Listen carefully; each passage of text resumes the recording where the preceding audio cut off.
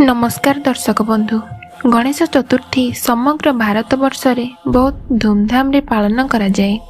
भाद्रव मास शुक्ल पक्ष चतुर्थी रे गणेश पूजा करा जाए आउ अनंत चतुर्दशी दिन गणपतिंकर विसर्जन करा जाए। गणेश चतुर्थी एवं गणेशंक विसर्जन पछरे जो पौराणिक कथा रही ताहा आज आम यह वीडियो माध्यम रे देखिबा। यही कथा महर्षि वेदव्यासଙ୍କ सहित जड़ित अर्थात महाभारत लिखन कार्य सहित गणेश पूजार संपर्क रही। महाभारतर संपूर्ण महाकाव्य महर्षि वेदव्यासଙ୍କ मस्तिष्क रे थिला, किंतु से साकार रूप देबा पई अर्थात एहाकु लिखिबा पई असमर्थ थिले। महर्षि वेदव्यास ब्रह्माଙ୍କ पाखकु जाई एहार उपाय पचारिले। ब्रह्मा कहिले एही कार्य जणे ही करि परिबे आ से हेले पार्वती नंदन श्री गणेश।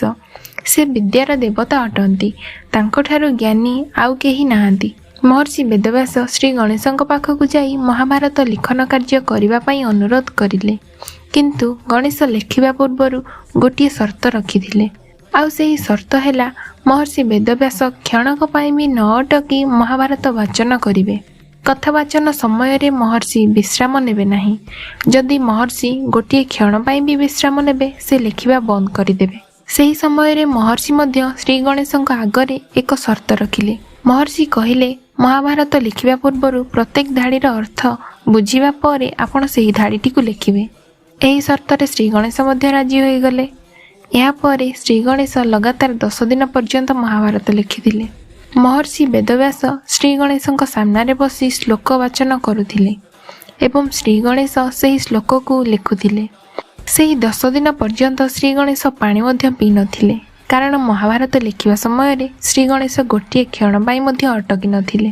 କିଛି ସମୟ ପରେ ମହର୍ଷି ବେଦବ୍ୟାସ ଦେଖିଲେ ଶ୍ରୀ ଗଣେଶଙ୍କ ଶରୀରର ତାପମାତ୍ରା ବଢ଼ିବାରେ ଲାଗିଛି।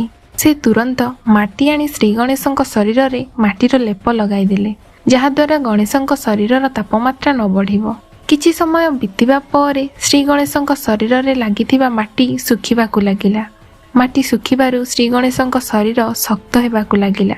ଏହି କାରଣରୁ ଗଣେଶଙ୍କର ଆଉ ଏକ ନାମ ପାର୍ଥିବ ଗଣେଶ ଅଟେ। ଆଉ ଏହି କାରଣ ଯୋଗୁଁ ହିଁ ଗଣେଶଙ୍କ ପାର୍ଥିବ ମୂର୍ତ୍ତି ସ୍ଥାପନ କରାଯାଏ।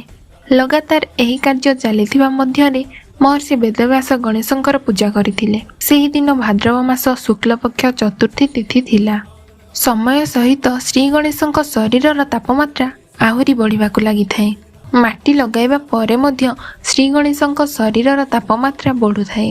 ମହାଭାରତ ଲିଖନ ସମ୍ପୂର୍ଣ୍ଣ ହେବା ପରେ ମହର୍ଷି ବେଦବ୍ୟାସ ଶ୍ରୀ ଗଣେଶଙ୍କୁ ପବିତ୍ର ଜଳରେ ସ୍ନାନ କରାଇଲେ, ଯାହାଫଳରେ ଶ୍ରୀ ଗଣେଶଙ୍କ ଶରୀରରେ ଲାଗିଥିବା ମାଟି ମଧ୍ୟ ଧୋଇ ହୋଇଗଲା।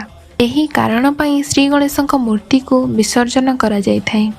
ଏହି କଥା ଏହା ମଧ୍ୟ ସଂକେତ ଦିଏ ଯେ ଏ ଧରାପୃଷ୍ଠରେ ଜନ୍ମ ନେଇଥିବା ପ୍ରତ୍ୟେକ ଜୀବ ଦିନେ ନା ଦିନେ ମାଟିରେ ବିଲୀନ ହୋଇଯିବ। दर्शक बंधु, यह थिला सही कारण जोंथिपाई श्री गणेशଙ୍କ पार्थिव मूर्ति को पूजा करा जाए आउ अनंत चतुर्दशी रे तांको विसर्जन करा जाए। वीडियोटी किपरि लागिला कमेंट करी जणाइबे। एही परि पौराणिक कथा जानिबा पई आम चैनल को सब्सक्राइब करंतु। वीडियो शेष पर्यंत देखिथिबारु आपनको अशेष अशेष धन्यवाद।